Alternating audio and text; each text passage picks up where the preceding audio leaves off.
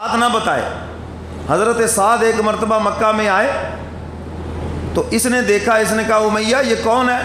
کہنے لگے جی حضرت سعد ہے رضی اللہ تعالیٰ عنہ، میرے دوست ہیں، مدینہ سے آئے ہیں۔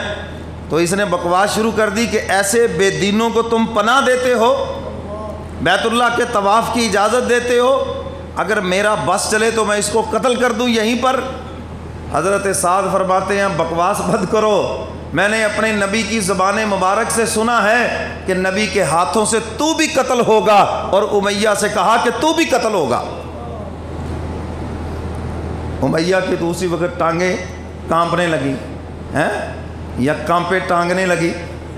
کیوں جی؟ یہ بڑی آج کل آپ کو سمجھ آتی ہے۔ تو اس کی ٹانگیں وہیں پہ کانپنے لگی۔ اس نے کہا ہیں حضور نے میرا نام لے کے فرمایا؟ انہوں نے کہا ہاں۔ انہوں نے کہا پھر یاد رکھ ابو جہل، سورج شمال سے جنوب سے طلوع ہو سکتا ہے، اگر محمد صلی اللہ علیہ وسلم انہوں نے ہمارے قتل کے متعلق حکم دے دیا ہے تو پھر ہم دونوں قتل ہو کے رہیں گے۔ اللہ اکبر۔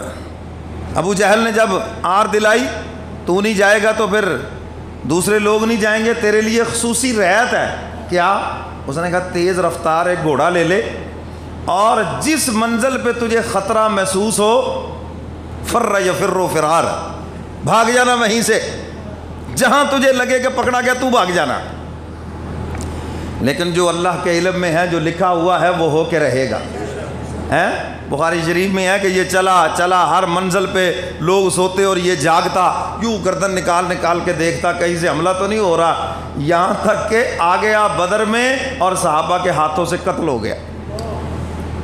اس کی بیوی نے کہا اپنے اس مدینہ کے بھائی کی بات کو یاد رکھ، کیوں جا رہا ہے؟ انہوں نے کہا بات تو ٹھیک ہے لیکن ابو جہل سے معاہدہ ہو گیا ہے کہ میں نے جانا ہے لیکن میں نے راستے سے بھاگانا ہے، بس ان کو ذرا لگانا ہے آگے۔ اور آج کل پتہ نہیں سبق وہیں سے پڑا ہے، کہ تم قدم بڑھاؤ ہم گئے گھر کو بس۔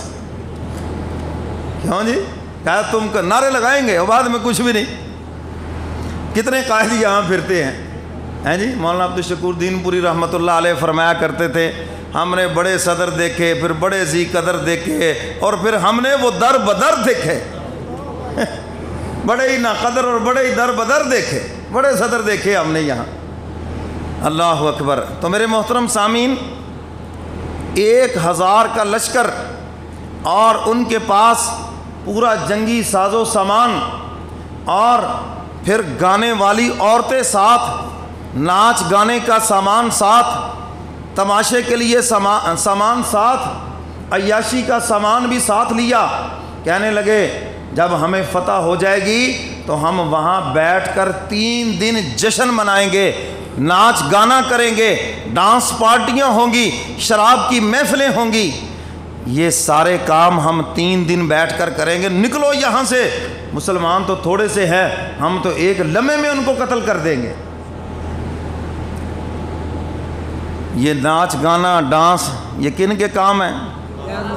کافروں کے۔ کن کے کام ہیں؟ بولو بولو، کن کے کام ہیں؟ کافروں کے کام ہے، یہ مسلمانوں کے کام نہیں ہیں۔ آج ہمارے شادی بیاہ کے موقع پہ دیکھو یہی خرافات ہے، اور یہ کافروں کے کام ہے، مسلمان کے کام نہیں ہے۔ یہ 1000 کا لشکر جب یہ لے کر نکلا، اللہ کی شان، ابو سفیان تو اپنے قافلے کو بچا کر مکہ پہنچ گیا اور یہ لشکر وہاں پہنچ گیا۔ اب لشکر میں سے بہت سے لوگوں نے کہا جب ہمارا مقصود حاصل ہو گیا، ہمارا لشکر خیر و عافیت سے پہنچ گیا، جنگی ساز و سامان بھی، مال و دولت بھی مکہ پہنچ گیا، تو اب لڑائی کی کیا ضرورت ہے، ہم بھی واپس چلیں۔ لیکن ابو جہل جس کو اپنی طاقت پہ بہت ناز تھا، جس کو اپنی فوج پہ بڑا ناز تھا، بڑا متکبر تھا، اس نے کہا نہیں نہیں ہم واپس نہیں جائیں گے جب تک ہم فتح کا جشن نہ منا لیں۔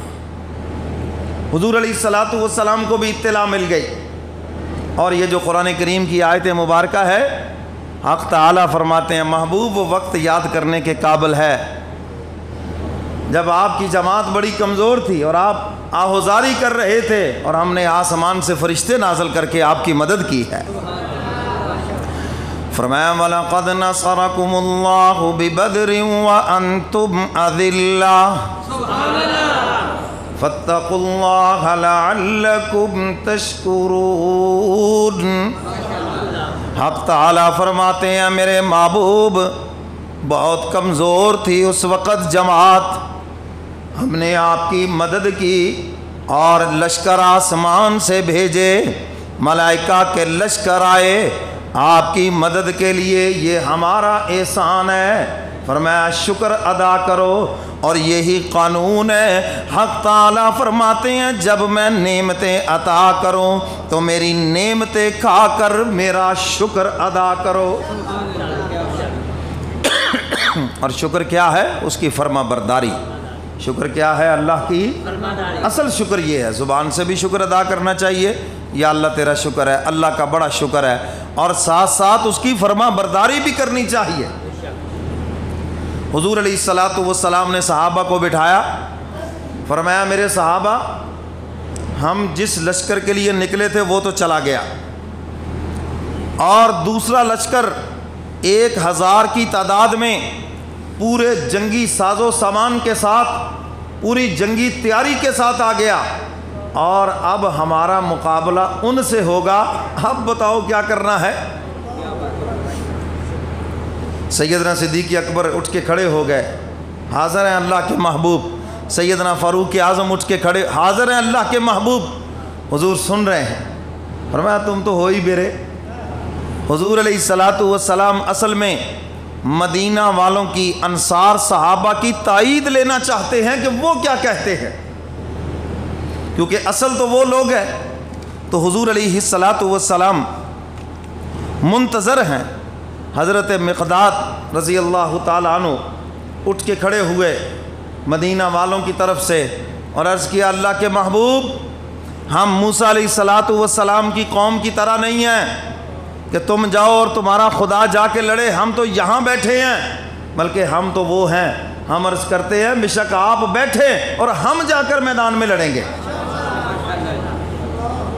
انصار قبیلے کے سردار حضرت سعد رضی اللہ تعالیٰ عنہ اٹھ کے کھڑے ہو گئے، انہوں نے عرض کیا اللہ کے محبوب، جس کے ساتھ آپ کی جنگ ہے ہماری بھی اس سے جنگ ہے، جس سے آپ کی صلح ہے اس سے ہماری بھی صلح ہے، آپ جس سے تعلق رکھیں گے ہم بھی اسی سے تعلق رکھیں گے، جو آپ کا دشمن وہی ہمارا دشمن ہے، ہم جانیں نثار کر دیں گے اور ایک قدم بھی پیچھے نہیں ہٹیں گے، آپ ہمیں حکم دیں سمندر میں چھلانگے لگا دو، ہم پوچھیں گے بھی نہیں یہ حکم کیوں دیا ہے، ہم آپ کے حکم پہ مر مٹیں گے اور سامنے چلتے ہوئے سمندر میں چھلانگے لگا دیں گے، ہم آپ کا ساتھ چھوڑنے والے نہیں ہیں۔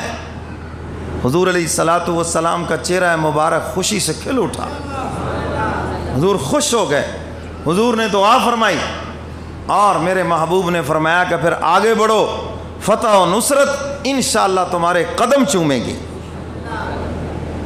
بدر کے اندر پہنچے، بدر کا میدان بڑا ایک وسیع ریتلا میدان ہے، کفار پہلے پہنچے اور انہوں نے آ کر جو پختہ زمین تھی اس پہ قبضہ کر لیا، پانی کا جو کنواں تھا اس پہ قبضہ کر لیا۔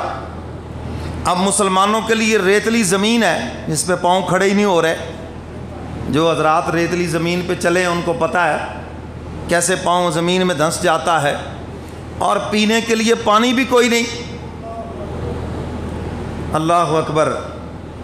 بدر کی زرزمین نے اللہ کے دربار میں عرض کیا مولا آج تیرا محبوب آیا اور آج میرے دامن میں پانی کی بوند بھی نہیں۔ اب تعالیٰ نے اس کی دعا کو قبول فرمایا اور رحمت کی بارش برسی، اتنی برسی کہ زمین پختہ ہو گئی، صحابہ کے پاؤں جم گئے، صحابہ نے پانی جمع کر لیا پینے کے لیے، اور جو کافروں کی طرف زمین تھی وہاں پھسلن ہو گئی، ابو جہل کی بھی 2-3 مرتبہ وہاں کلا بازی لگی، پھسلا گرا وہاں پر۔ حضور علیہ السلام نے جس دن اگلے دن جنگ ہونا تھی رات مسلح کے اوپر گزاری، اور یہ سبق دیا ہے امت کو، زندگی میں مشکل مقام آئیں گے، زندگی میں کبھی بیماریوں کی یلغار ہوگی، زندگی میں کبھی مصیبتوں کی یلغار ہوگی، کبھی مصائب تمہیں گھیر لیں گے، اور نکلنے کا رستہ وہی ہے جس رستے سے تمہارا محبوب نکلا ہے۔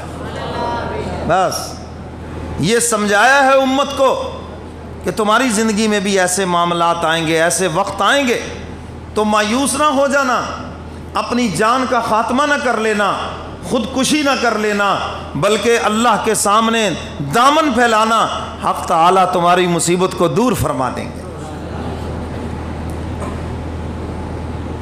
حضور علیہ الصلاۃ والسلام کے لیے ایک چھپر بنایا گیا عریشہ، آج وہاں پر مسجد عریش بنی ہوئی ہے اس جگہ پر، تو ایک کنارے کے اوپر وہ اونچی جگہ بنائی گئی جہاں پر حضور علیہ الصلاۃ والسلام بیٹھ کر پوری رہنمائی فرمائیں صحابہ کی۔ اور میرے کملی والے پیغمبر ایک ہی وقت میں امام بھی ہیں، خطیب بھی ہیں، حاکم مدینہ بھی ہیں، اور چیف آف آرمی سٹاف بھی ہے، اور قاضی القضات بھی ہیں حضور علیہ الصلاۃ والسلام۔ یہ ہے ریاست مدینہ۔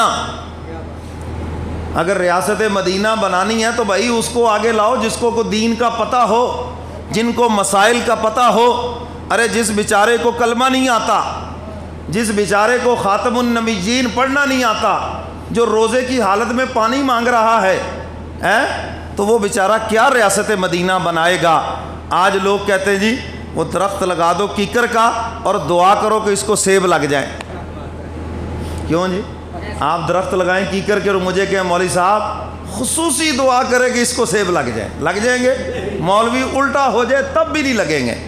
پہلے سیب کا درخت تو لگاؤ، پھر اس کو سیب لگیں گے، پھر دعائیں کراؤ، دعائیں کام آئیں گی۔ یہ تو ایسے ہی ہے، کسی کی شادی نہ ہوئی ہو اور وہ کہے جی دعا کرو مولوی صاحب کہ میرے بیٹا ہو جائے، بھائی اس کے پیٹ سے تو نکلنے سے رہا، ہر کوئی کہے گا پہلے شادی کرو بھائی۔ تو بھائی اگر آپ نے ریاست مدینہ بنانی ہے تو پھر اس کو آگے لاؤ کہ جو مسائل کو جانتا ہو، عالم دین ہو۔ میں اس میں کھلا ذہن رکھتا ہوں، چاہے وہ کسی بھی مسلک کا ہو، کسی بھی مسلک کا ہو، ہمیں قبول ہے۔ ان سیکولر ذہنوں سے ہمیں وہ مذہبی آدمی قبول ہے، چاہے وہ کسی بھی مسلک کا ہو، کم از کم وہ دیندار ہوگا، وہ کوئی تو اسلام کا قانون نافذ کرے گا نا۔ ہمیں ہر ایک کا قبول ہے، ہاں یہ سیکولر نظام ہمیں قبول نہیں، اسلامی نظام قبول ہے، جو نظریہ پاکستان ہے، جو پاکستان کی بنیاد ہے۔ یہ پاکستان کس لیے بنا؟ لا الہ الا اللہ، یہ اسلام کے لیے بنا ہے، روٹی کپڑے اور مکان کے لیے نہیں بنا، یہ ملک اسلام کے لیے بنا ہے۔ میرے محترم سامعین، جس دن اسلام آئے گا، اللہ کرے وہ دن آ جائے، اسلام کی بہاریں ہم اس ملک میں دیکھیں، کہو انشاءاللہ آئے گا، آئے گا۔ تو میرے محترم سامعین، حضور نے دعا فرمائی